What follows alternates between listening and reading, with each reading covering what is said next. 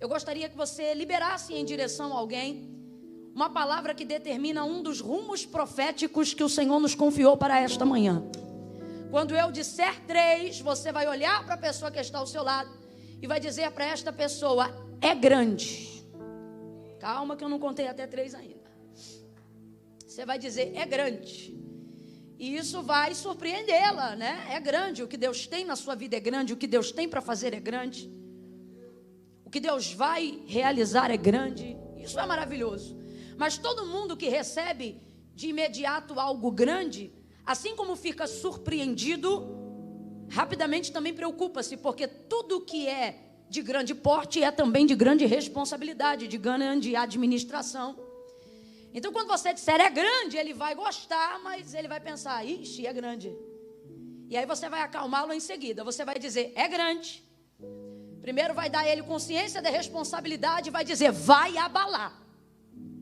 Vai abalar, porque se é grande, vai abalar. E aí vai terminar acalmando ele ou ela, dizendo: mas não vai naufragar. Quem entendeu, diga amém. Então, quando eu disser 3, você vai dizer: é grande, vai abalar, mas não vai naufragar. É grande, vai abalar, mas não vai naufragar. É 1, é 2, é 3, vai. É grande, vai abalar, não vai afundar. Diga glória a Deus. Diga glória a Deus. Não vai afundar. Diz assim, verso 1 em diante do capítulo 5 de Lucas: apertando a multidão para ouvir a palavra de Deus, estava ele junto ao lago de Genezaré e viu 2 barcos. Quantos barcos, igreja? Quantos barcos? Viu 2 barcos à beira da praia do lago. Mas os pescadores, havendo desembarcado, lavavam as redes. E entrando em um dos barcos, que era o de Simão, pediu-lhe que o afastasse um pouco da praia, e assentando-se, ensinava do barco a multidão. Quando acabou de falar, disse a Simão: faze-te ao mar alto e lançai as vossas redes para pescar. E respondeu-lhe Simão: mestre, havendo trabalhado toda a noite, nada apanhamos, mas sobre a tua palavra lançarei as redes. E fazendo assim, colheram uma grande, diga comigo, grande, diga grande, uma grande quantidade de peixes, de modo que se rompia a rede. E precisavam fazer sinal aos companheiros que estavam no outro barco, para que fossem ajudá-los. E eles foram e encheram ambos os barcos, de maneira tal que quase, diga quase, isso, de maneira tal que quase iam a pique. Somente até aqui você diga amém. Diga graças a Deus por essa palavra. Agora eu vou contar de 1 a 3, e quando eu disser 3, eu gostaria que você liberasse em direção a alguém uma palavra que determina um dos rumos proféticos que o Senhor nos confiou para esta manhã. Quando eu disser 3, você vai olhar para a pessoa que está ao seu lado e vai dizer para esta pessoa: é grande. Calma que eu não contei até 3 ainda. Você vai dizer: é grande. E isso vai surpreendê-la, né? É grande. O que Deus tem na sua vida é grande. O que Deus tem para fazer é grande. O que Deus vai realizar é grande. Isso é maravilhoso. Mas todo mundo que recebe de imediato algo grande, assim como fica surpreendido, rapidamente também preocupa-se, porque tudo que é de grande porte é também de grande responsabilidade, de grande administração. Então, quando você disser é grande, ele vai gostar, mas ele vai pensar: ixi, é grande. E aí você vai acalmá-lo em seguida. Você vai dizer: é grande. Primeiro vai dar a ele consciência da responsabilidade e vai dizer: vai abalar. Vai abalar, porque se é grande, vai abalar. E aí vai terminar acalmando ele ou ela, dizendo: mas não vai naufragar. Quem entendeu, diga amém. Então, quando eu disser 3, você vai dizer: é grande, vai abalar, mas não vai naufragar. É grande, vai abalar, mas não vai naufragar. É 1, é 2, é 3, vai. É grande, vai abalar, não vai afundar. Diga glória a Deus. Diga glória a Deus. Não vai afundar. A epígrafe da maioria das Bíblias, né? O pessoal que tem aí a parte em negrito em cima, vai estar quase que genericamente escrito a pesca maravilhosa. Esse é o contexto e o intitulado dessa mensagem, a pesca maravilhosa. É interessante que não é o milagre da pesca, não é a provisão da pesca, não, é a pesca maravilhosa. A grosso modo, o que é maravilhoso? Maravilhoso é quando eu preciso utilizar um predicado que seja melhor do que bom. E você diz, Camila, se eu precisar utilizar alguma coisa que seja melhor do que bom, eu digo que é ótimo. Mas se você precisa usar uma expressão verbal para enaltecer algo que é melhor do que bom, que é melhor do que ótimo, então você utiliza essa expressão. Você diz, olha, isto é maravilhoso. O próprio Senhor, pela boca do profeta, vai trazer essa característica de si próprio e acerca do seu nome, quando ele diz, visto que eu sou maravilhoso, melhor do que bom, melhor do que ótimo. O nosso Deus, ele é maravilhoso. E um Deus maravilhoso é um Deus de maravilhas. Então esse milagre, ele fala muito mais do que apenas uma prestação de socorro.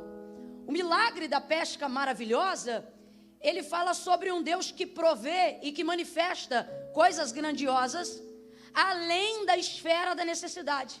Eu não sei se por uma questão do nosso país ter passado e viver até hoje em áreas e em limites na margem da miserabilidade e da pobreza, a gente acabou criando uma forma de estudo teológico onde nos relacionamos com Deus dentro de um formato de muita necessidade. O pastor, ele falou hoje cedo sobre a questão da nossa visão paterna de Deus, ou melhor, sobre a responsabilidade paterna de Deus em relação a nós. Mas às vezes a gente tem uma visão muito equivocada da nossa visão de paternidade como Deus. Primeiro porque às vezes a gente está sobre a referência de um trauma, ou seja, um pai que nos deixou ou que só nos registrou, mas não nos deu absolutamente nenhuma assistência. E indiretamente por guardar isso no cognitivo, ainda que não esteja na nossa memória latente, a gente acaba reverberando isso na nossa comunicação com Deus, achando que o nosso Deus é um Deus provedor das nossas necessidades.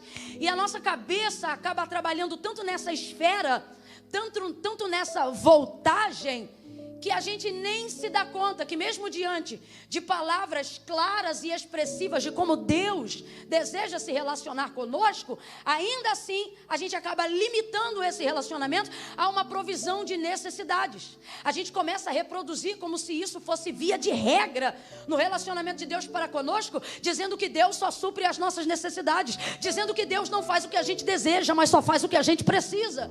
Isso é um equívoco muito grande, para não dizer uma incoerência muito grande, porque você, por exemplo, está com um calçado que não é necessariamente um chinelo.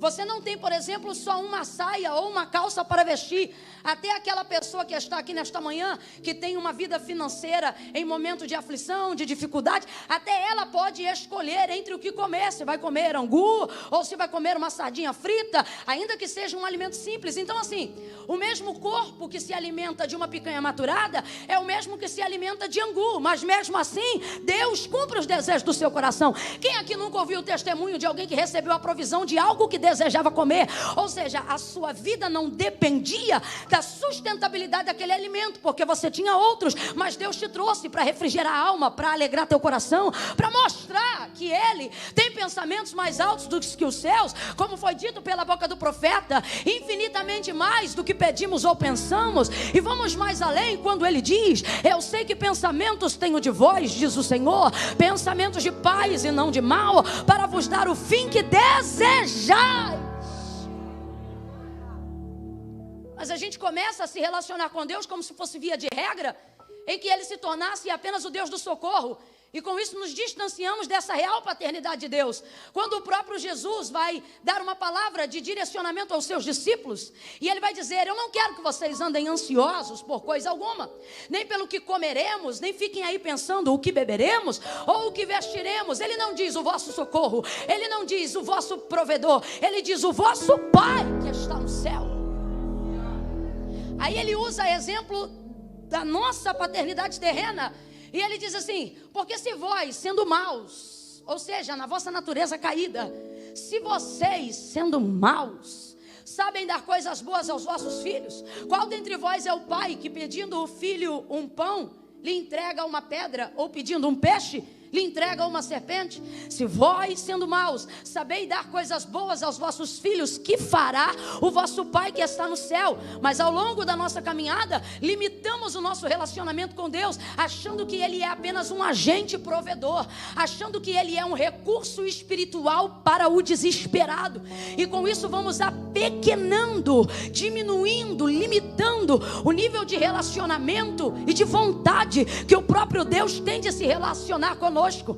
Quando Jesus fala o que eu acabei de dizer acerca da ansiedade, da provisão diária, Ele está dizendo: ei, se vocês soubessem que o Pai que está no céu, Ele disponibiliza isso para vocês até sem vocês pedirem, vocês utilizavam o tempo de relacionamento para falar em outras coisas, para tocar em outros assuntos, para expressarem de outras necessidades. Eu vou falar bem rasgado e você vai entender. Crente que tem Deus como Pai, confessou Jesus Cristo como Senhor, crente e gente que entendeu a filiação que tem em Deus, em Cristo Jesus, ele não dobra joelho pedindo só arroz e feijão, ele dobra joelho e fala de sonhos do futuro, ele compartilha coisas que estão no âmago, no íntimo da alma. Deus está dizendo a alguém: quando você nem sabia o que era comida, quando você não tinha conta corrente, quando você não sabia como seria o seu futuro, eu já te alimentava, quando você mal me conhecia. Então agora use esse tempo para falar das grandezas daquilo que eu quero fazer. Oh, aleluia! Mas apequenamos, diminuímos, limitamos, porque alguém colocou isso na nossa cabeça em razão do padrão de miserabilidade que já passamos ou já vivemos, e diminuímos isso. E você diz: Camila, qual é o perigo? Será que isso não manterá em nós um espírito humilde? Não. Isso colocará em você uma fé limitada, uma fé de dentro de uma caixinha, uma fé que nunca poderá viver coisas maiores, porque só tem fé para viver as necessárias. E Deus não quer e nem tem isso para nós. E por que que eu estou falando sobre isso baseado no texto de Lucas, capítulo 5? Porque Pedro é um pescador, é o que ele faz. Todo mundo que realiza, que faz alguma coisa, que trabalha, e ele não chegou nisso ontem, ele está nisso desde os dias dos seus pais. Então, veja bem, todo mundo que está envolvido em um ofício, que faz alguma coisa há muito tempo, tem itens ou coisas daquilo que faz dentro de casa. Por exemplo, você não chega na casa de uma costureira e não consegue achar nenhum pedaço de retalho de pano, porque ela é uma costureira. Se chegar na casa de um médico, vai ter alguns medicamentos lá. Você pode chegar na casa de um mecânico, ele pode ter a oficina no centro da cidade e a casa numa parte mais tranquila da cidade, mas você vai encontrar óleo de motor na casa dele, você vai encontrar uma porca em algum lugar, né? Um parafuso, uma vela em algum lugar, porque tudo aquilo que eu administro, que eu faço há muito tempo, você vai perceber na revelação daquilo que eu tenho em casa, o que eu sou ou parte daquilo que eu faço. Você não entra na casa do pastor e encontra uma Bíblia. Se ele te leva, uma Bíblia você encontra de decoração. Você entrar no escritório, vai ter atualizada, revista, corrigida, NVI. Você vai ver parte daquilo que ele faz e daquilo que ele é. Sobre essa perspectiva, entenda: a sobrevivência de Pedro daquele dia depende dessa pesca? Depende dessa pesca? Você acha que um pescador não tem peixe em casa? Você acha que um pescador não tem uma provisão familiar? Ou você acha que ele depende dessa pesca para comer aquele dia? Claro que não. Ah, Camila, mas a multidão que viria depois atrás de Jesus dependeria disso. Isso é uma outra questão. Eu estou falando de como o Senhor trabalhou com Pedro. Eu estou falando daquilo que cabia a Pedro. Ele não dependia disso. É por isso que deu a hora. Não deu resultado? Vou lavar a rede. Simplesmente por isso. Então, ele está lá lavando a rede e nisto vem chegando Jesus. E a visão antecipada que Jesus expressa sobre algo já determina o que ele vai fazer antes que faça. Se você estiver atento ao que Jesus olha, se você vê o que Jesus vê, na capacidade de visão de Jesus, tudo aquilo que ele vê pertence a um cenário de milagre. Tudo aquilo que ele vê está encaixado dentro de um propósito. Camila, eu não entendi. Eu não estou falando dos olhos de Deus que passeiam sobre a terra. Eu estou falando quando os olhos de Deus, quando os olhos de Jesus, quando os olhos de Deus estão sobre alguém para um momento, para alguma coisa. Eu não estou falando de algo no geral. Eu não estou falando de uma graça comum. Eu estou falando daquilo de imediato que Deus pretende fazer quando passa, quando vê, quando olha, quando escolhe. Por exemplo, João capítulo 9. E passando, Jesus viu um cego. Jesus via tudo. Jesus tinha um continente na cabeça. Ele sabia quem estava em Judeia e sabia quem estava em Samaria. Ele tinha absolutamente tudo. Jesus vê essa igreja hoje sem paredes. Você olha essa parede e vê a parede. Jesus vê o que está atrás da parede. Para ele o mundo não tem muros. Ele vê a terra com um olhar e atravessa o globo e sabe o que está embaixo do firmamento. E se olhar de baixo para cima, ele vê o que está acima das mais altas nuvens do céu, do trono onde Deus ocupa. Tudo é patente aos seus olhos. Mas eu estou falando de quando ele para e olha. João 9, passando, Jesus viu um cego. Aí dali você já sabe, teve milagre, teve glória, teve sinagoga, teve escândalo, espetáculo, perdão, para a glória de Deus. Porque ele viu. Se Jesus vê, se você ouvir a palavra de Deus expressando o que ele vê, pode entender que tudo que está na sua visão e ao alcance do seu olhar será movido. O que você precisa entender? Camila, eu sou o único crente lá na minha casa. Você que vê isso. Deus, quando olha para você, vê tudo que te envolve. Vê tudo que compreende esse cenário. Isso é tão verdade que não fazia parte o restante da parentela de Abraão do que Deus queria fazer. Então Deus mudou a geografia para compilar a visão. Porque se tiver no alcance de Deus, o que ele vê, ele vai mover. E se não tiver no alcance da visão imediata dele, e você mostrar, ele vai na sua visão. Mateus 15, 21. A mulher clamava: tem misericórdia de mim, que minha filha, sabe o que ela está dizendo? Olha para mim, mas não esqueça, eu vim buscar pela minha filha. Ele está ali com ela, mas age na vida da filha, porque ela não está dizendo olha para mim, ela está dizendo eu vim por causa dela, olha para ela. E aí Jesus vai lá e liberta a menina. Quem está entendendo, diga amém. O que o olhar de Deus alcança, nessa perspectiva que eu estou explicando, o que o olhar do homem alcança, Deus está dizendo, se cabe na sua visão, vai caber na sua mão. Não. Se cabe na sua visão, vai caber na sua mão. Se existir aqui dentro, realizar do lado de fora é apenas uma questão de tempo.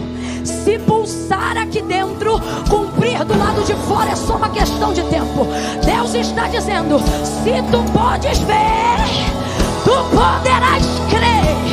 E se tu podes crer, tudo é possível ao que crê. Vai realizar, vai cumprir e vai acontecer. O Senhor disse a Abraão, levanta a cabeça e olha, mas mira longe. Porque tudo que a sua vista alcançar, ele não diz aonde o seu pé entrar. Ele diz tudo que a sua vista alcançar, seu pé vai entrar. E eu vou te dar. Você quer entrar primeiro com a mão? A mão é muito limitada, ela só pega a distância de 1 metro de onde eu estou. Sabe aquele controle que você se estica para pegar? Você só vai pegar a mesma proporção do braço que você tem. Porque é limitado. Mas se você vê aqui dentro, se a visão for grande, não importa o tamanho da mão. Se a visão for grande, não importa o tamanho da perna. Se a visão for grande, não importa quantos zeros hoje tem na sua conta. Se a visão for grande, não importa se está no positivo ou no negativo. Se a visão for grande, não interessa se está no leito acamado. Se a visão for grande, não importa se pegou Covid-19. Se a visão for grande, você vai levantar dessa cama. Se a visão for grande, Deus vai visitar esta família. Se a visão for grande, o seu pé vai pisar, sua mão vai alcançar. A IMAF tem fé para crer no que eu vou dizer. Se a visão for grande, esse prédio não vai comportar o que Deus vai fazer aqui. Vai reverberar na grande São Paulo, vai reverberar no interior de São Paulo. E quando alguém dinheiro, vocês vão dizer não. A gente tinha muita visão. A gente tinha visão.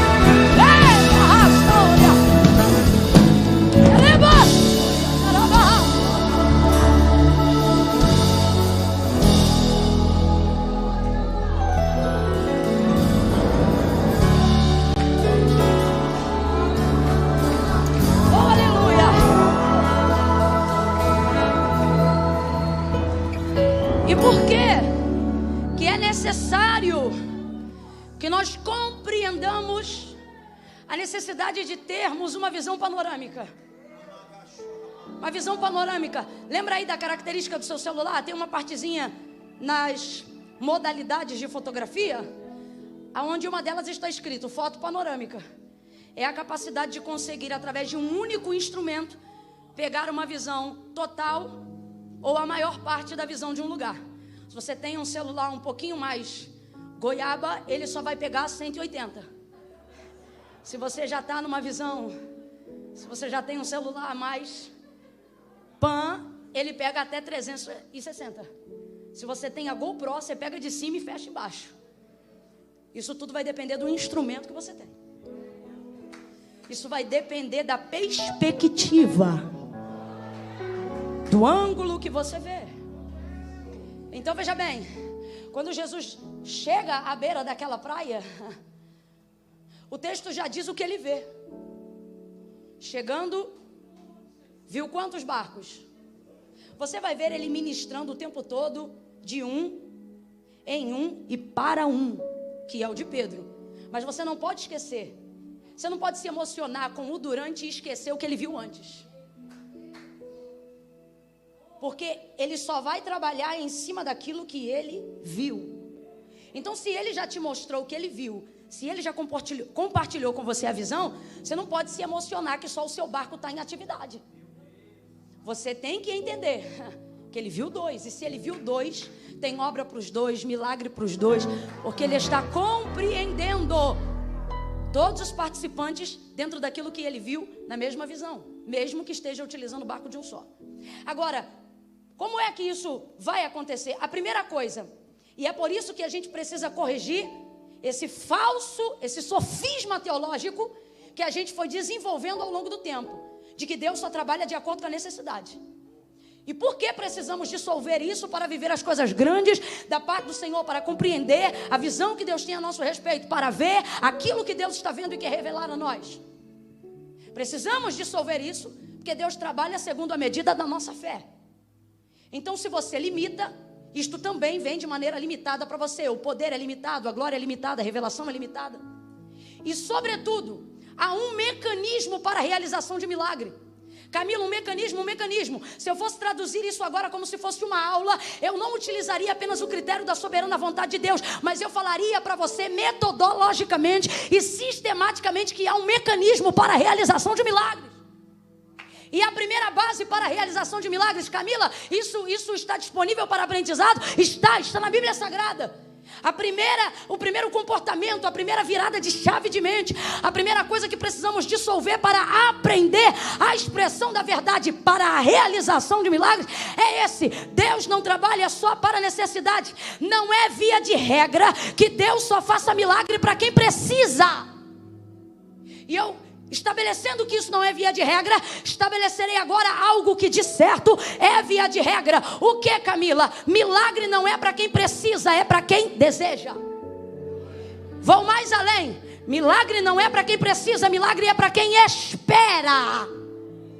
Há uma expectativa para que haja milagre. Se não houver expectativa, não haverá milagre. Por quê? Deus não faz milagre nem por causa de mim e nem por causa da minha necessidade. O que move Deus a fazer milagre é a revelação de sua glória. Perguntaram: Rabi, quem pecou? Ele ou os pais para que nascesse cego? João 9. Jesus diz: nem ele nem seus pais, mas isto aconteceu para que se manifeste nele a glória de Deus. Aquele homem tinha mais de 30 anos de idade e ele já estava habituado a não ver, mas mesmo assim Jesus vai lhe abrir a visão. Ele era cego de nascença, nunca viu, e não faria falta ver depois de 30 anos sem ver, mas mesmo assim Jesus lhe abriu a visão. Se você olhar, o homem não pediu para ver. Se você olhar, o homem não suplicou para ver. Se você olhar, ele não chamou Jesus. Foi Jesus que parou onde ele estava. Mas o que motivou Jesus a fazer milagre?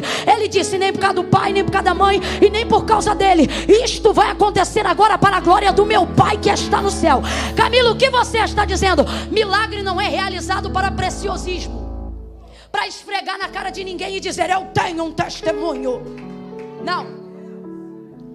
Milagre é assim, porque dele, nele, por causa de mim não, por ele, para minha família não, para ele. São todas as coisas, todas as coisas, porque dele, nele, por ele, para ele, são todas as coisas. Qual é a expectativa que eu tenho para que Deus faça? Se a expectativa for correta, para a glória de seu nome, fará. E qual é a segunda coisa? Entender que eu não tenho que entrar na margem da miséria para provar riqueza. Qual é a segunda coisa? É isso. É compreender que eu não tenho que chegar à beira do abismo da morte para ter vida. É compreender que eu não tenho que chegar no limite da infelicidade conjugal para ver a ação de Deus na minha vida.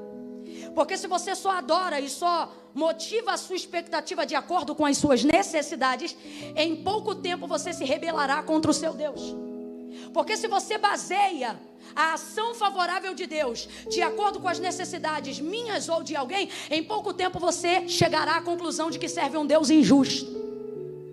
Porque você dirá: o outro precisa e não recebeu, o outro que não precisa está melhor do que o outro que necessitava. Você começará a indagar: por que tem tanta gente debaixo da ponte? Por que tem tanta gente que não sai do crack? Por que tem tanta gente de coração bom, mas de obras mais?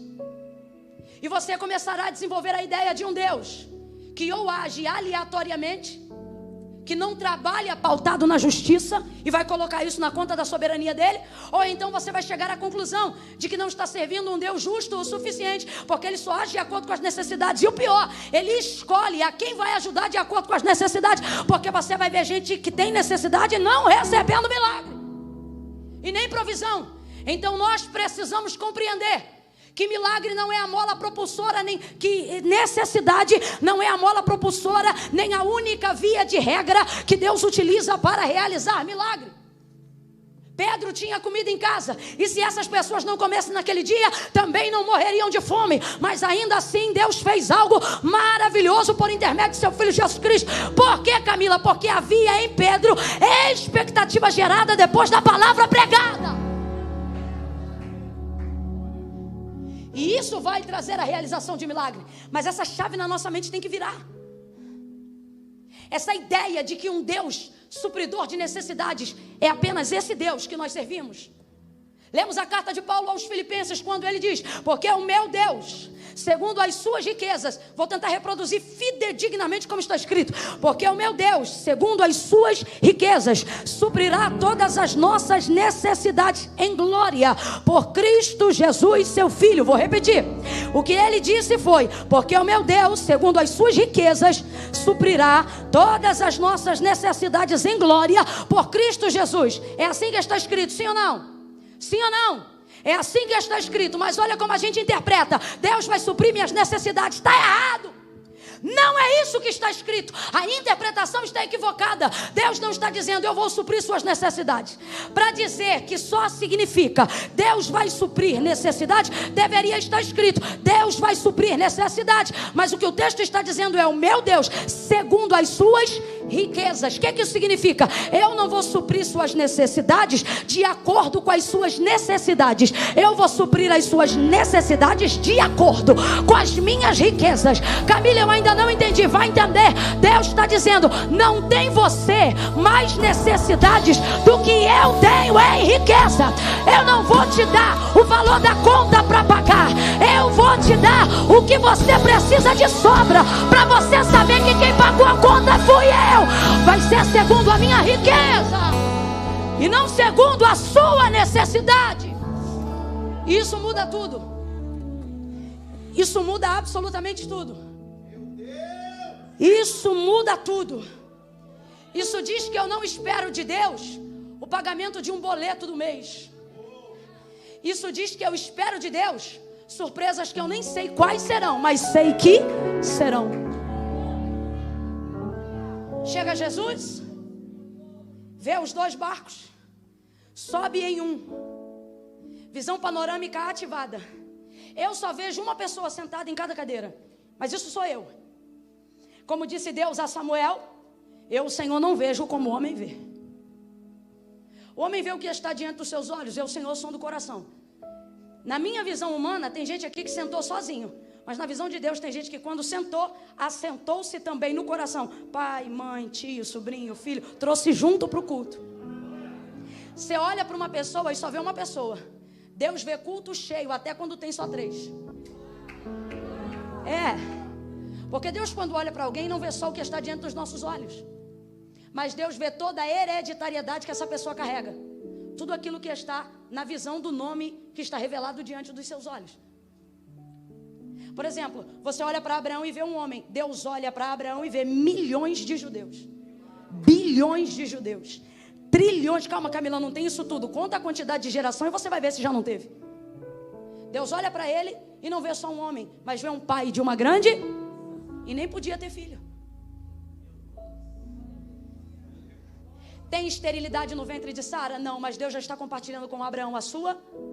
Se tiver visão, meu irmão, pode não ter útero, mas vai ter filho.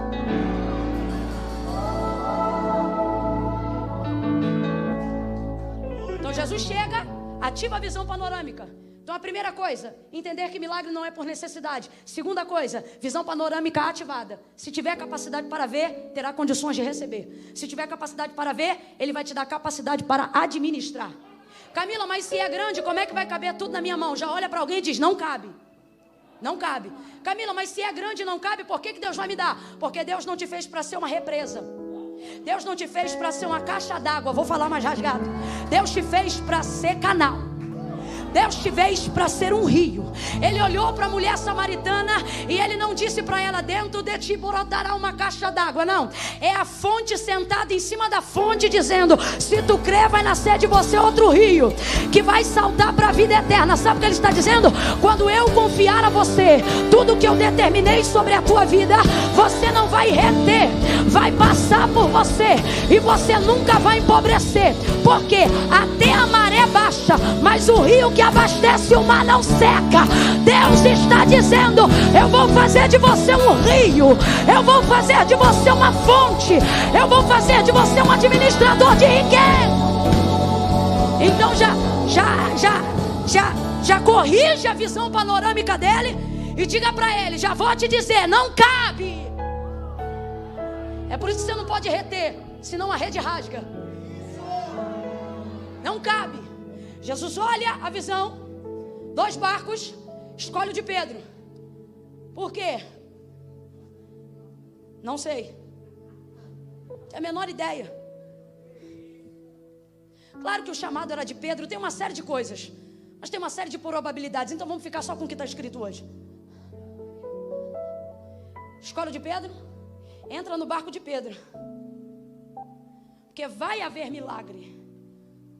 Mas Jesus não foi ali para multiplicar peixe, Jesus foi ali para chamar um homem. Tem coisa que Ele faz só porque está no caminho, não porque é a direção, não porque é o destino final. É igual a Abraão. Lembra quando ele disse, sai da tua terra e vai para uma terra em que eu vou te mostrar. Abraão sabia qual era a terra? Deus sabia qual era a terra? Por que não contou a Abraão? Porque no fundo Deus não está chamando Abraão para conhecer Canaã. Deus está chamando Abraão para andar com ele. Porque quando você recebe de Deus uma promessa, você até olha para a promessa, mas depois que você caminha com Deus, a promessa é o que menos importa. Por isso que depois da quantidade de peixe, o texto diz que ele nem olhou para o peixe, largou rede, largou peixe, largou tudo e foi seguir a Jesus. Então tem coisa que vai acontecer porque está no caminho, mas não é o destino final. Aí ele prega do barco de Pedro. O restante para mim é caminho, porque o destino era Pedro. Prega do barco de Pedro, traz uma palavra naquela manhã. Irmão, não tem culto que se compare, pode ter até melhor, mas nenhum culto bate páreo com o culto da manhã. Em que aspecto você está falando? Em aspecto de atmosfera. Por quê? Porque não deu tempo de pecar no decorrer do dia. Você mal levanta, acorda, bota a roupa, ainda está botando a mente no lugar e chega no culto. Não xingou ninguém, não amaldiçoou no trânsito, não brigou em casa, não reclamou da louça, você vem na paz. Então você imagine um culto da manhã, um culto puro. Agora imagine um culto. Estou usando culto para a gente entender a linguagem do que a gente está vivendo aqui, naqueles dias lá. Imagine um culto onde você está caminhando e alguém diz, está indo para onde? Estou indo para a beira da praia. Rapaz, a visão, o vento, o clima, que alegria. É mesmo, vai ter uma palavra, comunhão, gente lá. E quem é o pregador? Aí é a bagaceira de rapaz, é Jesus de Nazaré que vai pregar hoje. O quê? O filho da Maria, o filho do José, o filho do Deus Altíssimo, menino. Ele vai pegar lá na praia hoje. Sobe Jesus no barco de Pedro e começa a pregar. Começa a ministrar a palavra naquela manhã. Irmão, se ser humano de carne e osso igual a gente ministra uma palavra e já muda a nossa expectativa, muda a disposição do nosso ânimo. Você imagina o que era ouvir o verbo pregando o verbo. É por isso que ele dizia, em verdade é verdade. Ele está dizendo, sou a verdade que falo, sou a verdade que vivo e sou a verdade que entrego. É tudo verdade, de verdade, na hora, ao vivo e em tempo real. E isso se mantém, tá? Mesmo não sendo mais ele carne entre os homens, isso se mantém. Porque você vai ver que a narrativa dos evangelhos, sobretudo a de João, está sempre no verbo continuativo. E Jesus ia passando, e Jesus ia curando, e Jesus ia fazendo. Por quê? Porque se tiver 2 ou 3, ele vem e continua fazendo, continua passando, continua operando. Chega ele, ministra do barco de Pedro naquela manhã. E Pedro está lavando as redes, mas ninguém consegue continuar lavando depois que Jesus chega. E mesmo que esteja lavando, ele vai parar para ouvir o que Jesus está dizendo. Ou vai conseguir ouvir, mesmo que esteja fazendo o que está fazendo. Vai ouvir. E ninguém que ouve Jesus, irmão, não é Camila Barros não, ninguém que ouve Jesus. É por isso que eu procuro falar só o que está escrito aqui. Porque se for persuasão humana, é um enfado. Você vai dizer, mas é uma gritaria, para que isso? Mas se Jesus vem em cima disso tudo, abafa minhas falhas. E aí você diz, eita, Jesus falou comigo nessa manhã. Imagine agora Pedro ouvindo Jesus. E ele já tem uma expectativa no coração. Agora, veja, ele sabe que Jesus é o Filho do Deus vivo? Ainda não. Sabe que é o verbo em carne? Também não. Só que Jesus é um pregador excelente. E ele tem o que nenhum dos doutores da lei tinha. Um nível de autoridade para pregar que ninguém tinha. E não é só por ser o Filho de Deus, mas é por ser o legislador da lei que eles promoveram. Então ninguém vai falar melhor de uma obra do que o autor da obra, sim ou não? Então é mais ou menos a mesma coisa. E o povo dizia, ele até fala o que a gente já ouviu, mas ele fala como quem tem autoridade. Pedro está ouvindo um sermão que nunca ouviu. Pedro está envolvido numa graça que nunca sentiu. E quando ele vê, Jesus termina de trazer a palavra, o ensino daquela manhã, desce do barco, vira em direção a ele. E é aquela hora que você vê alguém que você admira, porque tocou nele, é Jesus, e vem chegando em sua direção. Sabe quando você tem alguém como referência e de repente essa pessoa te liga? Já viu isso em programa de televisão? Você acha que alguém está muito alto, aí o telefone da tua casa toca, o apresentador está ao vivo e diz, é fulano, a pessoa diz, tá, e eu sou a fulana, e desliga na cara. Porque diz, é uma referência muito alta para estar perto de mim. Quando Jesus vem chegando, ele não anuncia quem é, mas Jesus traz uma multidão muito grande. Ele tem a massa com ele, então ele é importante. Será que é João Batista? Não, não é João Batista. Então quem é esse? Está aí, vai falar, todo mundo para ouvir. Ele tem uma popularidade impressionante. Esse homem merece atenção. Depois que ele termina de pregar ou de trazer a palavra, que palavra! Tudo isso vai gerando nele expectativa. E de repente, o homem dos milhares fita um. O homem dos muitos vai em um. É você sentir-se escolhido no meio da multidão. No meio da multidão. Eu imagino que o coração de Pedro já não está mais batendo aqui, já está batendo aqui. Sabe quando bate aqui? Tum, tum, tum, tum. Jesus chega diante dele e libera a palavra. Libera a palavra. Irmão, pode ter expectativa, mas ela só vai se realizar se corroborar com a palavra. Vamos lá. Pode ter expectativa, pode ter desejo, mas só vai realizar se houver palavra.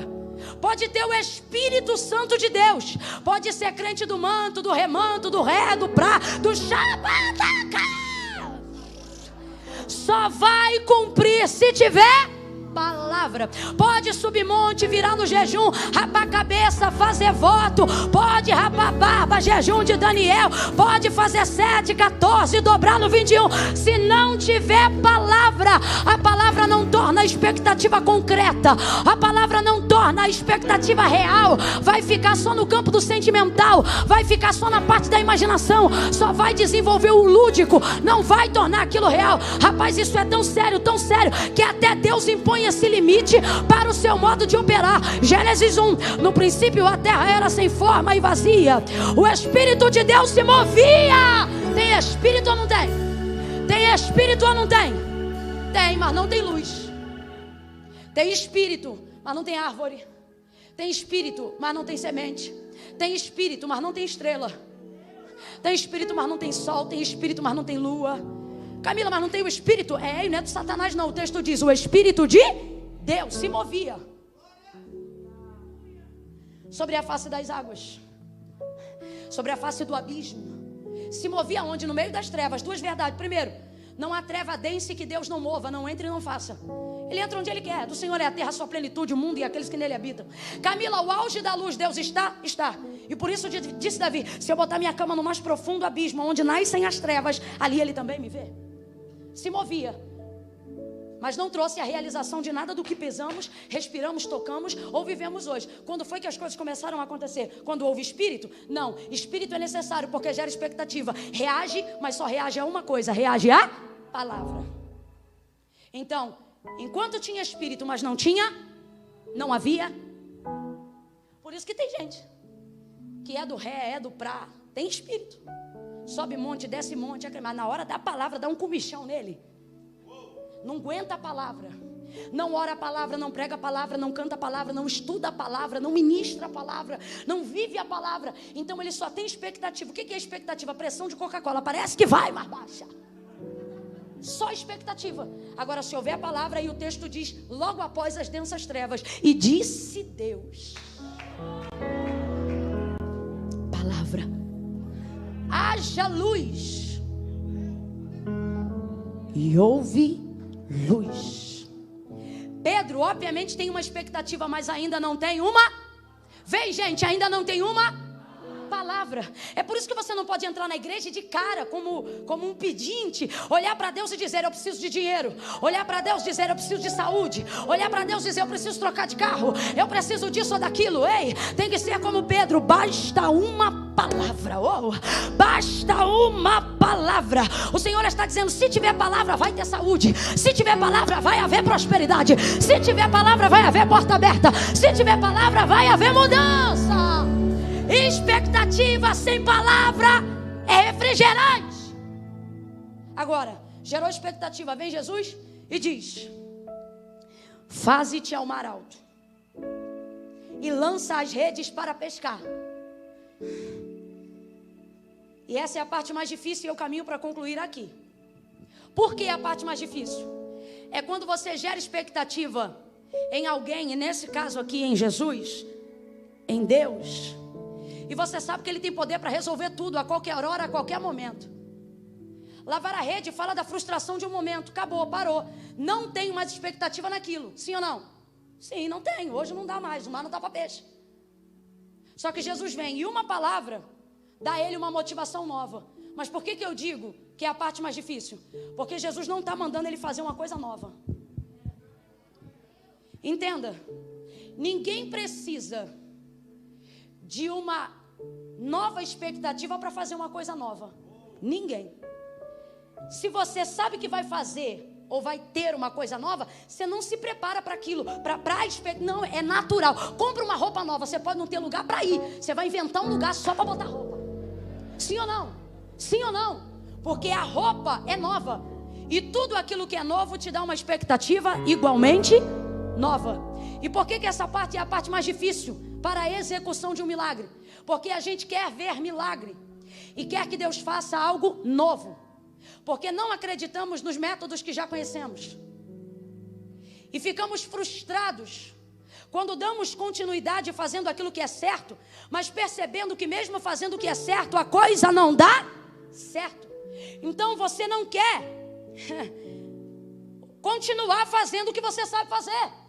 Você não quer continuar entrando onde você entra, pregando o que você prega, orando o que você ora. Porque você está em busca de um resultado. E quando você vê que o método que você aplica não traz para você o resultado que você espera, você pensa na sua cabeça: qual é a primeira coisa que eu tenho que fazer? Isso é lógica, mudar o método, sim ou não? Aí você está olhando para um homem que tem poder para, caso quisesse, dizer assim: joga a rede na areia. Podia ou não podia? Se ele quisesse, podia ou não podia? E hoje a ciência ia dar um jeito de explicar isso. E Pedro jogasse na areia e quando puxasse, tivesse peixe pulando no deserto. Não, Deus faz. Você cria a expectativa de que Deus vai te dar um método novo, porque você está cansado de ser esse velho pregador. Porque você está cansado de ministrar a palavra desse jeito. Porque você está cansado de fazer sempre as mesmas orações e ver que as pessoas que são alvo das mesmas orações ainda não se salvaram, ainda não se libertaram, ainda não se converteram. Você está cansado de orar na mesma casa e ver que não consegue mudar de casa. Você está cansado de orar para Deus combater o mesmo tipo de pecado e percebe-se ainda amarrado a vícios e maus hábitos. Então, quando você vê que o método não dá o resultado esperado, tudo o que você espera de Deus é que Ele altere o método para você conseguir o resultado. Então você vem no domingo de manhã buscando de Deus um método. Você ora a Deus buscando de Deus uma nova direção. Você busca a Deus dizendo: faz o que o Senhor nunca fez, faz alguma coisa nova. Então você cria essa expectativa. Por quê? Porque Deus pode, porque Deus é, porque Deus faz, porque Ele é novidade. Mas a parte mais complicada é quando eu espero de Deus o novo e Ele me diz: vai lá e pratica o velho. É muito difícil. Por quê? Porque ninguém precisa de uma expectativa nova para fazer uma coisa nova. Mas quando Deus quer chamar alguém, Ele afere a maturidade dessa pessoa, Ele afere as habilidades dessa pessoa. Ele está te chamando dentro do conjunto do que você pertence. Então Ele não quer desfazer de você para te chamar. Ele te chamou justamente por causa do que você faz. Então não é da vontade de Deus mudar tudo para te chamar. É da vontade de Deus usar o que você tem, trabalhar com quem você é. Porque o que levou ele a essa praia não foi apenas buscar um homem, mas buscar um pescador. Camila, como é que você sabe disso? Porque ele não disse: vem comigo. Ele disse: venha pescar homens. Deus está associando aquilo que Ele faz, aquilo que Deus quer fazer. E por que é essa parte difícil? Porque você está buscando de Deus um método novo. E essa parte é muito difícil. É quando Deus olha para você e você diz: eita, Deus vai fazer algo novo. Aí Deus diz: vai lá e continue orando por esse mesmo marido. Como? Do mesmo jeito que você vem orando. É difícil. Quando você pertence a um ministério que não é esse, vai ver, está visitando aqui nessa manhã. E aí você diz: eu vim hoje aqui receber uma direção, porque eu quero saber se eu saio da minha igreja para ir para a igreja X ou Y. Aí Deus usa a boca da pregadora por intermédio da palavra e Ele diz assim: nem para X nem para Y. Continua adorando na sua igreja, continua orando na sua igreja, continua ministrando na sua igreja. É mais fácil para quem está aqui hoje dizer: Deus, me dá motivação para que eu consiga um casamento. Sabe o que é difícil?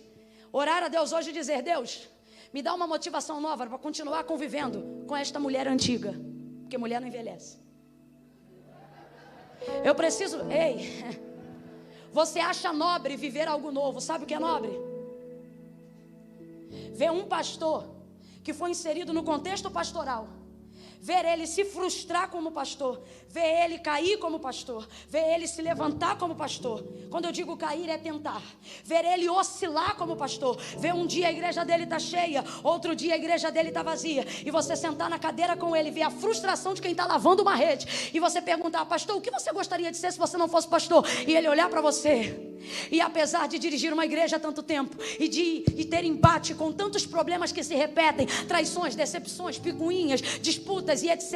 E ele poder dizer: eu poderia ser empresário, eu poderia ser advogado, eu poderia ter idade ainda para correr atrás de um currículo, para fazer isso ou aquilo, mas ele olha com os olhos brilhando para você. Ele está pegado no giraia, como diz o pentecostal. Ele está doido, tem um monte de coisa acontecendo. A saúde dele já foi abalada por causa do ministério, mas você olha nos olhos dele, os olhinhos estão brilhando. E ele te responde: eu não conseguiria ser nenhuma outra coisa, porque eu nasci para ser isso. Eu tenho convicção de que é isto que eu sou, e é isto que eu vou continuar sendo. É alguém que consegue se manter com uma motivação nova, mesmo tendo que continuar aplicando um método antigo. Deus está dizendo a alguém: você não precisa de orações novas, você precisa de uma expectativa nova. A palavra e a direção de Deus vai realizar, vai concretizar o resultado que você deseja. Mas para isso, Deus não precisa te dar uma nova esposa. Deus não precisa fazer você ter um novo filho para te fazer esquecer as decepções do anterior. Você não precisa trocar de igreja para viver o renascimento do seu ministério. E por que essa é a parte mais complicada? Porque eu espero que Deus me diga algo novo e Ele diz: vai lá e continue fazendo o velho. Como assim, Camila? Volte para o mesmo barco. Use a mesma rede e vá para o mesmo mar. Deus vai dar uma direção, Jesus vai dar uma direção, vai. Mas o barco é o mesmo, a rede é a mesma, e o mar Ele já conhece. E Jesus está dizendo: volta para lá. É muito difícil quando você espera algum novo e Deus já começa com a palavra dizendo: volta. Ninguém quer ouvir um volta, todo mundo quer ouvir um vai. É muito difícil. Ninguém quer ser um Pedro do volta, todo mundo quer ser um Abraão do vai. Volta. Volta para casa hoje e continue amando esse marido. Volte para casa hoje e continue investindo nesse filho. Qual, Camilo? Do boletim das notas vermelhas? Volte e continue pagando a faculdade para ele. Camila, mas não está dando resultado. E é aqui que Deus afere se a gente vai ser chamado. Ou melhor, chamado a gente está sendo, se a gente vai ser escolhido. Por quê? Porque Jesus sabia que Ele ia pegar a maior quantidade de peixes que já pegou na vida. Sim ou não, igreja? Sim ou não, igreja? Jesus podia, já sabendo que o método era velho, dar a motivação nova, animando ele com o resultado. Pedro, pode voltar. Pode segurar a mesma rede, entrar no mesmo barco, voltar para o mesmo mar. Porque você vai pegar peixe, filhão, como nunca pegou antes em toda a sua vida de pescador. Mas Jesus não fala o resultado. Por quê? Porque Ele não está chamando e não quer usar pessoas para ser alvo de milagre. Pessoas que só olham para o resultado. Por quê? Jesus não procura pregadores que só olham para o resultado, pastores que só olham para o resultado, mães e pais que só olham para o resultado, filhos que só querem o resultado. Ele está procurando pessoas que sejam fiéis aos métodos. Ele tem a palavra de Deus, o método é a palavra, é a direção. Vai e joga, faz assim. Palavra, enviou sobre ele a sua palavra. Tanto que Pedro diz: já pesquei a noite inteira, estou voltando agora de manhã, não peguei nada, mas sobre a tua palavra, teu método, tua direção, teu comando, eu vou lá e vou fazer de novo o que eu fiz a noite inteira. Aí Jesus sabe que ele vai pescar peixe como nunca pegou na vida, mas não diz para ele. Poxa, se dissesse ia animar, né? Porque uma coisa é você morar a 15 quilômetros de distância da minha casa, uma coisa é você ter que pegar um mototáxi, um ônibus e o trem para chegar na minha casa, e eu ligar para você e dizer: vem aqui. Qual é o método? Um mototáxi, um ônibus e um trem. Você vai pensar, vai dizer: meu Deus, mas vou lá fazer o quê? Outra coisa é eu dizer: vem aqui em casa que eu estou com um negócio para te entregar. Meu irmão, podia ter no meio desse translado 2 barcos, um cruzeiro, um avião. Dependendo, se você sabe que eu estou com o que você quer, você rasga o continente e vai parar lá, sim ou não? Porque aquilo que eu sei que eu vou receber me dá motivação para cumprir o método. Se isso é verdade, por que Jesus não conta para ele o resultado? Porque quem vai pelo resultado corrompe a integridade do método. porque está indo pelo resultado. E Deus, Jesus, não quer que ele vá pelo resultado, quer que ele vá por fidelidade ao método. Ele diz, porque mandas. Lembra dele no mar? Quando estava o barco sacudindo? Isso aqui é a experiência do chamado. O barco está sacudindo, está todo mundo com medo. O texto diz que haviam ondas que açoitavam a embarcação. O vento soprava e fazia barulho. Jesus olha de longe, Mateus 19. O povo olha Jesus, os discípulos olham Jesus e gritam de medo. Ai, é um fantasma! Jesus está de longe, tem vento, tem água, está difícil de enxergar, mas a voz dele é bem audível sobre as águas. Salmo de número 29. Aí eles conseguem ouvir a voz de Jesus, mas ainda não tem certeza que é Jesus. Como é que sabe que não tem certeza? Porque Pedro diz assim, se for ele vai me mandar fazer uma coisa que eu sei que eu só sou capaz de fazer pela ordem dele. Por quê? Porque eu já fiz coisas que não deram certo, só deram certo porque eu as refiz pela palavra. Aí ele olha para Jesus e diz, se és tu mesmo, manda. Se és tu mesmo, libera a palavra. Se és tu mesmo, dá o comando. Se és tu mesmo, libera a ordem para que eu vá te encontrar por cima das águas. O Senhor não dá um sermão grande não, ele só diz assim, vem. Tem duas maneiras de ver Mateus 14. Primeira, perdão, não é Mateus 14 não, lá ele é Mateus 14 sim. Lá, duas perspectivas. Primeira, você pode dizer, Pedro andou sobre as águas. Mas eu vou ser sincero, alguém anda sobre as águas sem prancha? Não. Então a segunda perspectiva é, Pedro andou sobre a palavra. O que é a palavra? A palavra é a ponte que une o meu método ao resultado. Por que Pedro não foi voando? Porque Deus não vai eliminar a disciplina do método só para você ter o resultado. Porque Deus não está olhando e escolhendo filhos para viverem o resultado. Deus está levantando filhos para saberem se eles são disciplinados, para saber se eles são submetidos, para saber se eles são subordinados à sua palavra. Por quê? Porque haverá momentos que você vai ter que ter coragem de executar a palavra sem ter expectativa no resultado. É Jeremias, vai lá e fala, mas o povo não vai crer. Mas eu não te chamei para dar resultado, eu te chamei para cumprir o método. Entrega a palavra. Jesus sabia que ele ia pegar peixes como nunca pegou, mas não anima ele. É por isso que tem gente frustrada e arrebentada. E que fique. Camila, isso é praga? Não, consequência de quem se corrompeu no método, olhando para o resultado. Pregador que só prega para pagar conta, só vai pagar conta, o miserável. Porque ele ouviu alguém dizendo, vai lá e tenta. Ministério não é para quem tenta. Ministério não é cabide para desempregado, de quem não deu certo na área A, na área B. João 15, não fostes vós que escolhestes a mim, mas eu que vos escolhi a vós. Camila, o que eu faço para ser chamado? Você não faz. Você não faz. Você não faz. Camila, mas se eu meter um, né? Você não vai fazer. Vai fazer. Ó, o anjo Gabriel chega para Maria. Você vai gerar. Eu sou virgem. Você vai gerar e vai dar luz ao Filho de Deus. Quando ela diz como se dará isso, que é a mesma palavra que Zacarias, o esposo de Isabel, o sacerdote, fala quando recebe a visita do mesmo anjo. Como se dará isso? Para Zacarias o anjo diz assim, você vai ficar mudo. Ué, mas usou a mesma palavra de Maria. Mas para ele teve sentença. Vai ficar mudo até o dia do nascimento do teu filho. Porque o como se dará ele, o como se dará que ele fala, significa isso, a palavra é a mesma. A transliteração do verbo é a mesma. Só que Deus não vê só o que sai de fora. Deus vê qual é a fonte que te mandou dizer. Avalia a intenção. A palavra é a mesma, mas a intenção é diferente. Quando Zacarias diz como se dará isso, a intenção é, Isabel é estéril. A intenção é, Isabel não pode dar à luz. No fundo, se fosse no século 21, você está louco. Maria, a mesma frase, como se dará isso? Só que quando ela diz como se dará isso, ela não está dizendo não tem como acontecer. O que ela está dizendo é o que eu faço para cooperar. Olha a diferença de quem está disposto ao método.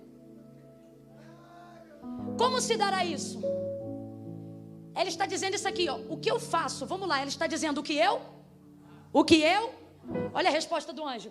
Descerá sobre ti o Espírito Santo e o poder do Altíssimo te envolverá. Vamos traduzir? Vamos interpretar? Olha o que o anjo está dizendo para ela. Você não faz nada. Por quê? Deus não te chamou para fazer. Quem vai fazer é Ele. Ele só quer que você seja. É só para você continuar sendo a Maria pura, a Maria santa, a Maria humilde, a Maria simples, a Maria obediente. Por quê? Porque Deus não está te chamando para você fazer. Quem vai fazer é Ele. Ele só te chamou porque você é. Volta para cá, Lucas 5. Por que eu devo ser fiel ao método? Porque só Deus tem autonomia de resultados. O médico estuda, conhece a anatomia do paciente, trabalha o caso do paciente, mas ele sempre diz se a cirurgia é de risco, porque ele pode ser o melhor, o hospital pode ser o melhor, mas o resultado de sucesso geral não depende só dele nem do paciente, mas de uma combinação de fatores. A ciência vai dizer o quê? Uma lista. Eu vou dizer o quê? Deus. Anteontem estávamos ouvindo um testemunho. 2 pessoas, uma tomou um tiro, morreu. O outro tomou 10, rosto, pescoço, coluna. O que tomou 1 morreu, o que tomou 10 estava contando testemunho na igreja. Deus. Amém? Vai e seja fiel ao método. O que as pessoas querem hoje no século 21? Um método novo.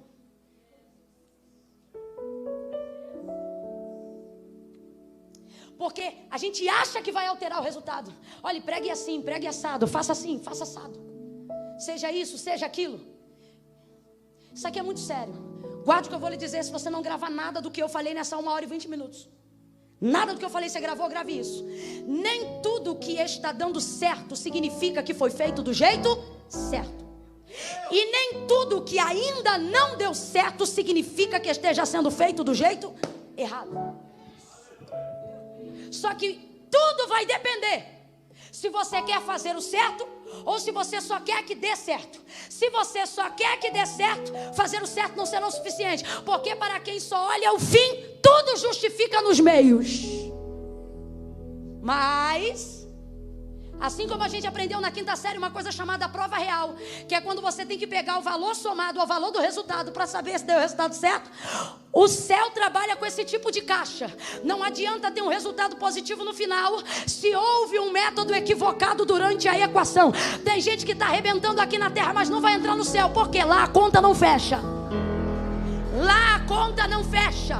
Não fique louco querendo métodos novos para obter rapidamente seus resultados. Seja fiel aos métodos e Deus garantirá resultados. Quando você é fiel ao método, até o que era para dar errado dá certo. Porque você quer resultado? Não, porque você está olhando para o método, para o cumprimento da palavra. Isso aqui é muito sério. Eu vou usar alguém que eu tenho temor de usar o nome dele: Moisés. Não houve homem que chegou tão perto de Deus quanto Moisés chegou. E mesmo sendo ele quem era, Deus não deu a ele autonomia para mudar o método. Não se confunda. Sua intimidade com Deus não te dá autonomia para mudar as direções que Deus te dá. O que aconteceu? O povo com sede no deserto. Muita sede. Moisés, temos sede. Para que nos trouxe aqui? O que Moisés vai fazer? Vai pedir ajuda a Deus. Vai buscar um método. Vai buscar uma direção. Senhor, o povo tem sede. Moisés, aqui. Porque você não precisa ir para longe. Deus trabalha com o que você tem. Aqui uma rocha. Aqui uma rocha. Vai até a ela e fala. Você quer água? Vai à rocha e fala. Qual é o método? Vai à rocha aí? Vem, gente, qual é o método? Vai à rocha aí? Fala, esse é o método. Aí ele vai andando. Só que no meio do caminho o povo pressiona. Deus vai te dar um povo sempre para te testar. Porque nessa altura da vida, Moisés já era o homem mais manso, mas Israel era a nação mais rebelde. Então ele já era o mais manso e vez ou outra vai ser provado. Só que o povo começa a pressionar. Sabe por quê? A sociedade quer resultados. Vai lá na igreja tal, que lá uma oração muda a tua vida. Vai lá no profeta tal, entrega uma oferta X. Rapaz, você não sabe se é cristão ou se é macumba gospel. Tem todo um processo de simpatia evangelizada. O povo pressiona, o povo quer resultado. Moisés fica tão desorientado com o nível de pressão, porque esse povo é de dura serviço, é afrontoso, que ele acabou de ter contato com Deus, recebeu de Deus uma direção, mas quando ele vai voltando pelo caminho, o povo vai pressionando tanto, que quando ele olha para a rocha, para não dar com o cajado na cabeça de um crente, ele arrebenta a pedra 2 vezes. Pá! E deu água. Deu água ou não deu? Deu água ou não deu? O povo saciou ou não saciou? Todo mundo bebeu ou não bebeu? Bebeu. O povo está feliz ou não está? Teve resultado ou não teve? Responda para mim, deu certo sim ou não? Deu resultado? Mas ele foi fiel ao método? Moisés, olha como é que o povo está. Moisés, é o cara. Moisés se arrebenta. Líder igual você não tem, Moisés. Moisés virou tudo, hein? Moisés quebrou tudo, hein? Que revelação. Eita, Moisés, está bombando a agenda, hein? Moisés, ó.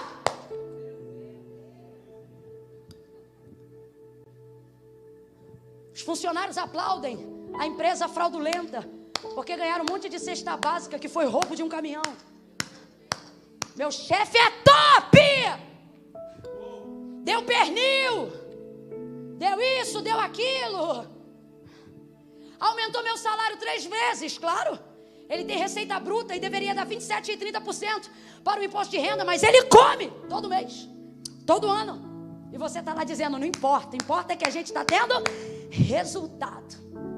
Deus diz, Moisés, vem cá, não te disse eu, fala a rocha, mas porque tu feriste, eu vou dar a terra que jurei aos seus pais que lhe daria, e somente a geração de Josué e Caleb lhe entrarão, porque este povo perecerá neste deserto. Mas tu, Moisés, não entrará. Vai ver, mas não vai entrar. Está vendo aquele monte? Sobe ali e morre lá. A quem muito é dado, muito é. Quando Deus chama alguém que é fiel aos métodos, se ele no caminho se corromper com o resultado, é melhor que Deus leve logo, para não perder a pureza do ministério, para não perder a pureza da chamada. Jesus sabia, mas não disse para ele, vai que você vai pescar muito, porque Deus não quer andando com ele gente que só anda por causa dos resultados. Deus quer andando com ele gente que é fiel aos métodos. Foi ele, lançou a rede, jogou com força, a rede assentou, começa a puxar. Quando puxa, começa a arrebentar. E o barco vira. E a parte da superfície encosta na água. Camila, entra um pouco de água, com certeza, se quase ia a pique. Estalou a madeira. Por quê? Porque é grande. Nós queremos obter grandes resultados e não queremos sacrificar a estrutura em nada. Só que uma das ideias que eu tenho de por que Deus em Cristo escolheu o barco de Pedro, é porque quando ele entra no barco, eu tenho para mim, que enquanto ele está pregando, ele está medindo a estrutura, de ponta a ponta, e dizendo, vai envergar aqui, vai instalar ali, mas deixa eu ver se aguenta. Eu imagino, eu não sei como era o outro barco, mas eu imagino que Jesus olha para o outro barco e diz, aquele ali eu conheço, a madeira não é igual a essa daqui, esse aqui vai aguentar o tranco da primeira puxada. Deus está dizendo, ei, eu não te coloquei de gaiato nessa embarcação, eu avaliei a tua estrutura e medi a tua profundidade, antes de saber se você aguentaria o peso daquilo que eu confiaria a você. Deus está me usando nessa manhã para dizer quem está em casa, Deus está me usando nessa manhã para dizer quem está na igreja, parece que vai arrebentar, porque você se dispôs a cumprir o que Deus mandou, porque você se dispôs a ver o que Deus vê, mas Deus te trouxe aqui nessa manhã para dizer, já medi a tua estrutura, vai balançar, vai sacudir, tem dia que você vai ficar debilitado, tem dia que a sua saúde vai ser alvejada, mas você não vai afundar, tua casa não vai afundar, teu ministério não vai afundar. Eu conheço a tua estrutura. Joga a rede, puxa, Pedro. Ele puxa, bombeia, aperta, estala, entra água. Isso aqui é Paulo aos Coríntios. Abatidos. Eu vou fazer igual o cantor que já dorme no Senhor cantava. Pregue as rosas, mas não deixe de dizer às pessoas que para desfrutar do seu perfume precisa suportar os espinhos. Gente, você quer a salvação de alguém na tua casa que diz que nunca vai ser crente? Então se prepare, seu barco vai ser abalado. A gente quer viver coisa grande, quer alcançar a comunidade, mas não quer aguentar a água entrando. Sabe o que interrompe o náufrago desse barco? Um quase.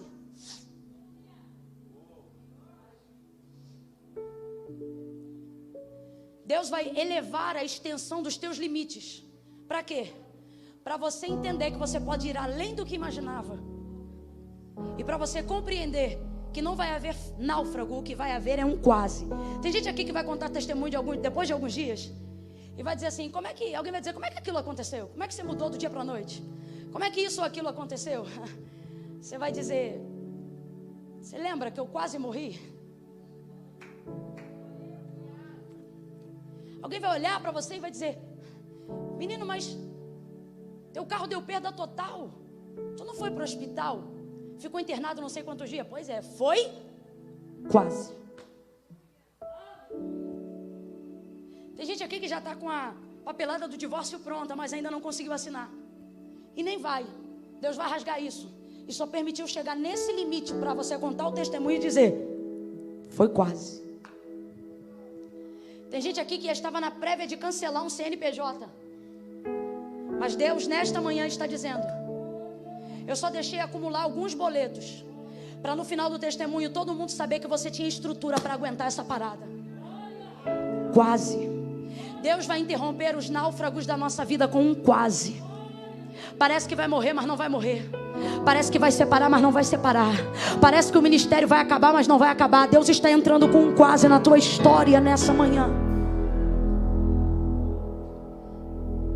E o que ele precisou fazer? Sinal aos outros barcos. Porque quando Jesus chegou na praia, ele não viu só o barco de Pedro, ele viu? Fez sinal. Olha para quem está do teu lado para fechar e diga para ele, se não me chamar, vai rasgar.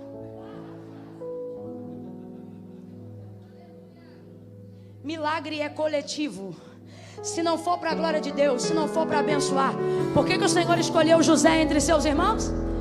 Porque eles podiam até ter sonhos, mas os sonhos de José eram únicos, que começavam com a palavra estávamos. Ele está dizendo, o sonho é meu, mas tem lugar para todo mundo. O barco é meu, a rede é minha, mas o milagre é nosso. O milagre é nosso. Pedro levanta a mão, faz sinal. O barquinho vem chegando, pega na rede junto com ele. Olha para quem está do teu lado e diz, deixa eu pegar que fica mais fácil. Deixa eu pegar, eu quero aproveitar. Tem líderes em casa agora, dirigentes, coordenadores, pais, mães, líderes, empresários. Tem gente aqui que lidera alguma área na vida. Deus está dizendo, você quer fazer tudo sozinho? Só é seu barco, só é sua rede, só é do seu jeito. Então você só vai pegar o que aguenta guardar, só vai pegar o que aguenta segurar. Agora, se você aprender a confiar em quem está no mesmo mar, em quem trabalha da mesma maneira, Deus vai ampliar a extensão do milagre. Mas você precisa chamar. É difícil dizer isso, mas eu preciso dizer. Gente que não confia em gente vai se arrebentar. Camila, mas eu estou arrebentado porque eu confiei. Deus trabalha com isso para você aprender em quem confiar. Deus não trabalha com isso para que você não confie. Deus não permitiu traidores para você viver a dor da traição. Deus permitiu traidores para você aprender em quem você deve confiar.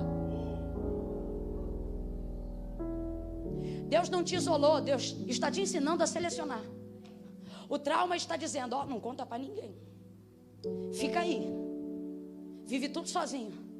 Aí você não abrange, não oferta, não... Gente, tem gente aqui que mora em casa, que tem medo de convidar alguém para casa. Vai ver o piso, vai ver a banheira, vai ver a mesa, vai ver a comida, vai ver os talheres de prata. Meu Deus, mas é bandido ou é amigo? Não, é meu amigo, mas eu não sei se ele está preparado. Sabe como é que você vai saber se ele está? Só você deixar ele entrar. Se ele não tiver, vai entrar uma vez e não vai entrar mais. E se ele estiver, você vai arranjar na amizade um bálsamo, um amigo a quem confiar. Tem gente que está deixando de viver a expressão e a proporção magnífica do milagre, não porque não confia em Deus, mas porque ainda não aprendeu, por causa do trauma, a confiar em pessoas. Então eu quero te animar com uma coisa: o barco pode ser seu, a rede pode ser sua. Por quê? Porque tudo que eu busco da terra para mim é meu. Porque a terra Deus deu aos filhos dos homens para governarem sobre ela. Então preste atenção: tudo que eu busco da terra é meu. Se eu busco algo da terra, é meu. Fruto do meu trabalho é meu. O que eu compro com o meu salário é meu. Qualquer extensão que passar do limite daquilo que eu posso produzir, vem de Deus. Então entenda: o barco é meu, a rede é minha, mas o peixe é de... Tudo que vem de Deus para mim eu não posso chamar de meu. Não, ouve. Tudo, Camila, tudo que vem de Deus para mim eu não posso chamar de meu. Camila, mas igual o seu ministério, não é o seu ministério? Depende de quem fala. No meu caso eu digo o ministério que o Senhor me confiou. Porque não é meu. O talento não é meu. Não é meu. A unção não é minha, mas tudo está compartilhado. Está, mas o Senhor vai voltar. Lembra da parábola dos talentos? E eu preciso prestar conta daquilo que foi feito com o que foi depositado na minha vida. Está comigo, mas não é meu. Vai ouvindo aí. Então tudo que vem da terra para mim eu posso chamar de meu, mas tudo que vem de Deus para mim se torna nosso. Quer ver? Senhor, nos ensina a orar, disseram os discípulos de Jesus. Como João Batista ensinou os dele a orar. Quando vocês forem orar, entra no quarto e digam assim: Pai. Porque o Pai não é seu. O homem não tem coisa alguma se do céu não lhe for dada. E o pão que desceu do céu também não é meu, é nosso. Pai nosso que está no céu, santificado seja o teu nome. Venha a nós o teu reino. Seja feita a tua vontade, assim na terra como é no céu. O pão, se veio do céu não é meu, se veio do céu é...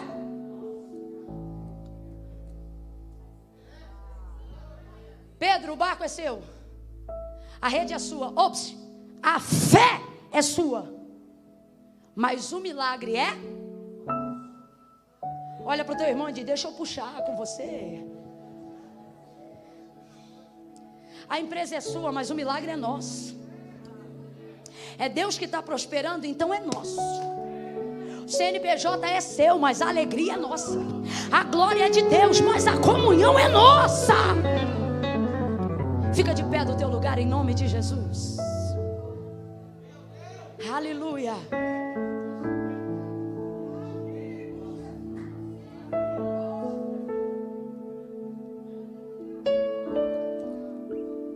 Se tu tens fé para dizer isso, diga assim: eu não quero para mim, Jesus.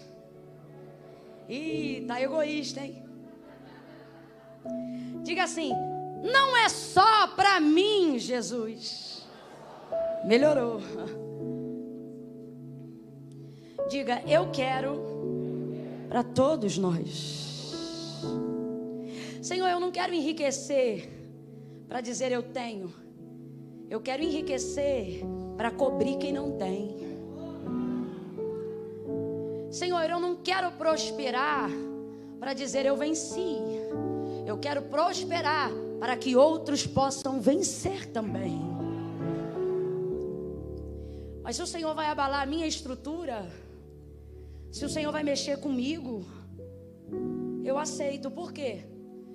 Porque você está servindo um Deus que nunca permitirá com que você execute um método cujo resultado te destrua. Lembra da oração de Paulo e Silas na prisão? Isso aqui é coisa louca. Para analisar. Os dois estão orando no terceiro pátio do cárcere inferior, subsolo. Tem andares em cima deles. Eles começam a orar e houve um abalo sísmico. Em qualquer terremoto, o que está embaixo funde primeiro. Eles fazem uma oração que produz um abalo. Se não vem de Deus, os primeiros a morrerem pela oração que fizeram são eles mesmos. Só que Deus nunca vai trabalhar de um jeito cujo resultado do que Ele está fazendo seja a sua destruição. Deus não luta contra Deus. Se o que Ele está te mandando fazer é uma direção que Ele te deu, você não vai sucumbir embaixo do que Ele te mandou fazer. Você não será destruído na direção que Ele te mandou fazer. Camille, como é que eu sei disso? Com a garantia de que você está na direção de Deus. E como é que eu sei que eu estou diante da direção de Deus? Se você estiver na palavra. Não é um hino, não é uma poesia, é a palavra. Ela vai te dar a garantia de que o resultado será puro e não vai destruir sua embarcação. Porque Deus não vai permitir nenhum ministério, nenhuma unção, nenhum comportamento, nenhuma atitude, nenhuma empresa, que no final o resultado seja a sua própria destruição. Deus está preservando a nossa estrutura. Agora, você quer que gente na sua casa seja salvo e acha que você não vai ser abalado enquanto busca isso? Pare de ser frouxo. Você que escolhe a proporção do milagre. Sou eu, Camila? É. Por quê? Porque Deus não quer te destruir. E se para não te destruir Ele não tiver que te dar, Ele deixa de te dar. Agora, se você é daqueles que está arrebentado, mas você diz: Deus, estou lanhado, estou cansado, estou moído, mas se o Senhor tem comigo, se o Senhor quer para mim, se o Senhor quer me dar, eu estou aqui, manda. Vai estalar, vai doer, mas eu não estou disposto a que tu entregue para outro aquilo que eu quero para mim, ou aquilo que tu queres me entregar. Se você quer, então faz igual Ezequiel, aprende a gemer quieto.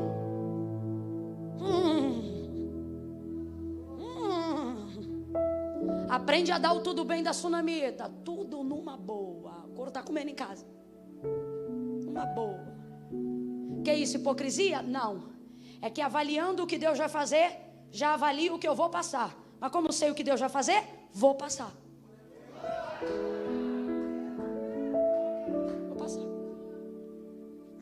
Você desculpa, mas Deus está mandando dizer exatamente isso. Não seja frouxa. Não seja frouxo. Ai, mas está doendo, toma uma dipirona. Ai, mas eu estou com raiva, quebra 3 pratos. Agora você vai abrir mão do que Deus quer te entregar só porque está abalando? Disse Paulo: abatidos, mas não, você não vai sair destruído disso. Você não vai sair arrebentado disso. A retaliação do processo tem limite. Deus não vai te privar da celebração. Você não vai ficar doente no dia do culto de ações de graça. O Deus que permite a ferida também vai trazer a cura. O Deus que permite o estreitamento também vai trazer a largueza. O Deus que te aperta também vai te dar folga. Mas suporte o processo.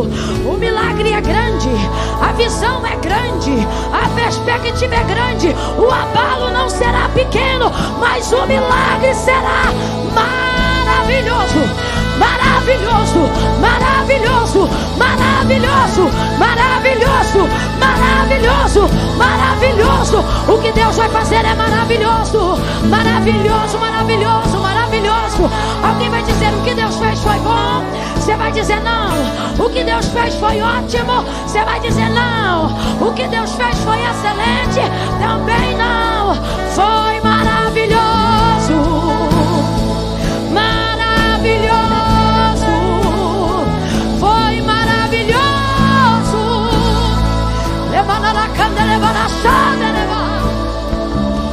Senhor, em nome de Jesus,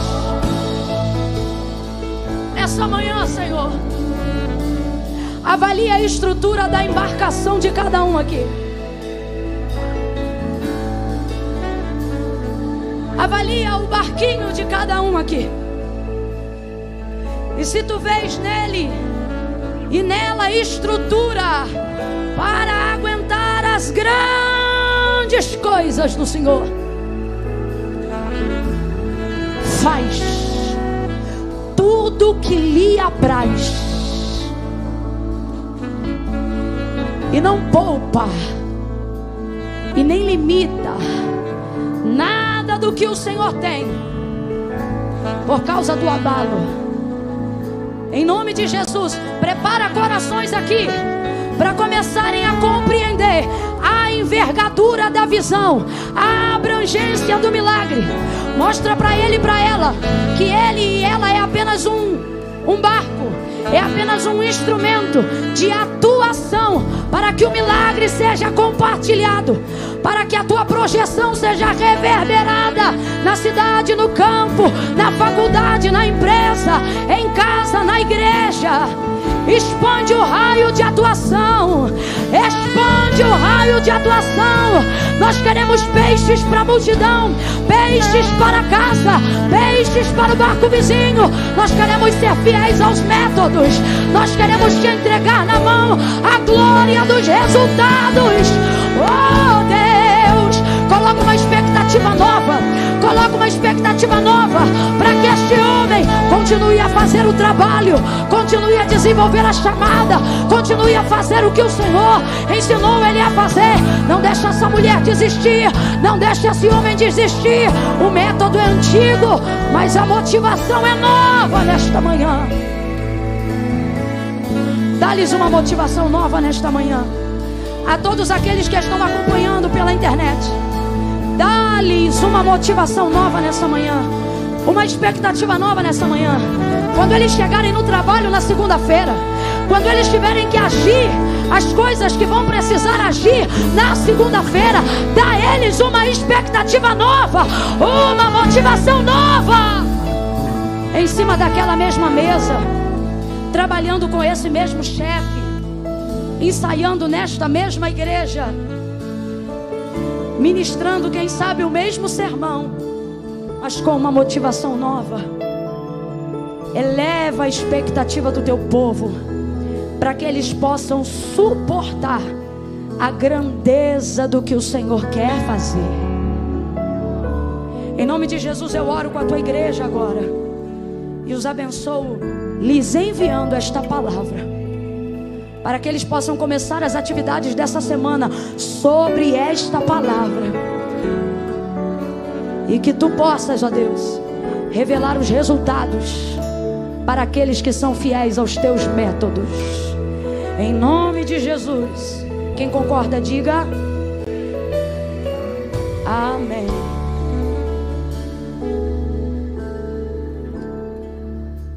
Pastor, eu posso chamar o ministério de louvor só para um refrão? Só para um refrão. Enquanto eles vão adorar apenas um refrão, bem rapidinho, porém não será insignificante. Será curto, mas não será pequeno. Será pouco, mas será relevante. Camila, que música que é? Eu não sei. Vai ser um refrão do que vocês sabem. E vai funcionar assim, eu vou contar de 1 a 3. Quando eu disser 3, se aqui dentro tiver alguém que acredita nos resultados, mas ainda não conseguiu abraçar os resultados, porque não consegue ser fiel aos métodos. De quem você está falando, Camila? De gente que está na igreja nessa manhã de domingo, mas se afastou dos caminhos do Senhor. Aí você veio porque queria receber de Deus uma palavra e recebeu. Só que você precisa ser fiel à palavra que você recebeu. Se você crê, executa. E sabe qual é a maneira de viver o resultado? Sendo fiel ao método. E qual é o método? Não foi Camila nem igreja que inventou, foi Jesus. Jesus disse: aquele que me confessar diante dos homens, eu também o confessarei diante do meu Pai que está no céu. Olha o que ele diz: mas aquele que se envergonhar de mim diante dos homens. Por quê? Porque o maior problema de quem não confessa Jesus como Senhor não é porque não crê, tanto crê que está aqui. Tem gente que está acompanhando na live, que podia estar botando qualquer som para rolar em casa, mas parou nessa manhã, está almoçando com o prato diante da mesa, mas não consegue comer, porque está sendo alimentado pela palavra. Aí eu pergunto assim: você é crente? A pessoa diz: não, só gosto de ouvir. Mas eu te afirmo, você é crente. Porém, ser crente não faz de você salvo, porque crente, os demônios também são e estremecem ao som de seu nome, do nome de Jesus. Para ser salvo, tem que confessar. Aí você diz: Camila, não precisa não, eu vou ficar aqui no meu lugar porque Deus sabe do meu coração. Sabe, mas não concorda. Porque não foi Camila, foi Jesus que disse: quem me confessar diante dos homens, eu o confessarei diante do meu Pai que está no céu. Olha o que ele diz: mas aquele que se envergonhar. Por que envergonhar? Porque o maior problema das pessoas não executarem o método da confissão para alcançarem a salvação, não é porque elas não creem, é porque elas têm vergonha. Então assim, eu creio, só não vou porque eu tenho vergonha. Eu creio, só não confesso porque tenho vergonha. É por isso que o Senhor diz: também vai ficar envergonhado. Camila, então o que eu faço se eu tenho vergonha? Eu também tinha. Eu vim para o altar de Deus com um palmo de bermuda, com uma camisete piu-piu e uma bermuda Saint-Tropez. E minha barriga nunca foi sarada, era uma visão do inferno. Mas eu fui. Camila, foi com vergonha? Fui. Por quê? Porque a vergonha é passageira, é só no ato. A salvação é eterna. Então você não pode, por causa do que é passageiro, perder aquilo que é eterno. Você que está em casa, eu quero pedir que abram os comentários do chat de quem estiver acompanhando a transmissão ao vivo agora. Porque se você está em casa e se afastou dos caminhos do Senhor, se você está aí aonde quer que você esteja, no fone, na televisão, no celular, eu vou contar de 1 a 3. E quando eu disser 3, eu só quero que se manifeste com confissão, dizendo: eu, fulano de tal, entrego a vida hoje para Cristo. Quem reconhece que está afastado, quem sabe que se desviou dos caminhos do Senhor. Camila, eu sou de uma igreja aqui perto, vou escrever porque eu quero oração. Não escreve que eu não estou te chamando. Camila, eu estou aqui na igreja, eu sou do ministério vizinho, vim aqui para receber, posso ir aí no altar? Não vem que eu não estou te chamando. Eu só estou chamando quem sabe. Camila, foi para mim, me afastei. Camila, me distanciei, a minha rede arrebentou, eu me perdi dos propósitos, eu cansei de ver gente dando certo, fazendo errado, aí eu me cansei de fazer o certo, mas hoje eu quero consertar. Está afastado, está distante, não vem com essa de que está no coração não, confessa. Camila, eu preciso falar alguma coisa aqui? Não. Quando você vier, eu vou entender que isso é sua confissão pública de fé, porque eu estou sendo específica no convite. Para quem está em casa, vai começar a subir. Quem quiser entregar a vida para Jesus. Eu, Camila, assim, eu, fulano de tal, confesso Jesus como meu Senhor hoje. Ou eu, fulana de tal, entrego minha vida, volto para os caminhos do Senhor hoje. Camila, e o restante que está acompanhando a live, digita, manda a oração, reverbera a palavra de Deus pela fibra ótica, manda a palavra de Deus para os satélites de transmissão, começa a colocar a oração aí, começa a dizer: convence Jesus. Eu conto 1, toda a igreja local levanta a mão direita para o céu e começa a orar. Jesus quer salvar nessa manhã, Jesus quer libertar nessa manhã, Jesus quer trazer de volta aos métodos antigos. Eu conto 2. Não finge que está orando não. É melhor um crente que não ora do que um que finge que ora. Levanta a mão e começa a orar. Começa a orar. 2,5. Camila, eu estou aqui, sou eu. É você? 3. Enquanto o ministério de louvor adora, tira o pé do chão e volta para a casa do Pai hoje. E você na internet, volta. Vamos lá. A oração vai orar por todas essas pessoas. Já pode orar? Amém, então. Igreja, levante a sua mão. Que igreja incrível. Vocês têm que conhecer essa igreja. É porque eu sou do Rio, mas não sei não. Levante a sua mão. Tem gente que ainda está no lugar e diz assim: Camila, para mim servir a Deus é coisa séria. Você acha que eu estou brincando, menino? Não, Camila, é porque eu não sou casada. E vai continuar enrolada. Porque você não se conserta para vir. Você vem e depois conserta. E você não conserta, não consegue consertar, não é porque não quer. É porque Jesus disse: sem mim, nada podeis fazer. Camila, é que eu tenho uma situação tico-tico no fubá. Pois eu te digo, vem você, o tico-tico e o fubá. Talvez você está em casa e está dizendo: Camila, minha situação é mais grave. Ontem eu pedi 50 gramas de cocaína. Estou aqui ouvindo a palavra, mas eu sei onde está guardado. Eu não estou mandando você pegar a droga e jogar fora agora. Quem convence é o Espírito. Eu estou mandando você pegar a sua vida e não jogar fora, e entregar para Jesus agora. Levante a sua mão. Nós vamos orar por todas aquelas que aceitaram, que confessaram, que voltaram. E por aquelas que vão ouvir isso depois e vão entregar a vida para Jesus também. E por esse homem que teve coragem de trazer o barco dele, a rede dele. Levante todas as pessoas que estão na internet, a este homem que está aqui diante do teu altar, nós unimos todos, Senhor, todas, agora na mesma oração, e como ministros de uma nova aliança e sacerdotes de uma nova geração, nós os abençoamos, nós declaramos a quebra do cativeiro, a restauração e a libertação completa. Nós estabelecemos a alegria dos seus nomes escritos no livro da vida. Senhor, eu te louvo porque o Senhor é quem faz a obra. Enche eles do teu espírito, ajuda eles em todo o processo necessário de libertação. Glorifica o teu nome. Nós ligamos na terra e te pedimos, liga no céu, e ministramos sobre eles a alegria, a alegria, alegria, alegria, alegria, alegria, alegria, alegria, alegria, a alegria do Espírito Santo, e os abençoamos no poderoso nome de Jesus. Quem concorda, diga. Aplauda o Senhor acima da sua cabeça por essas vidas. Deus te abençoe.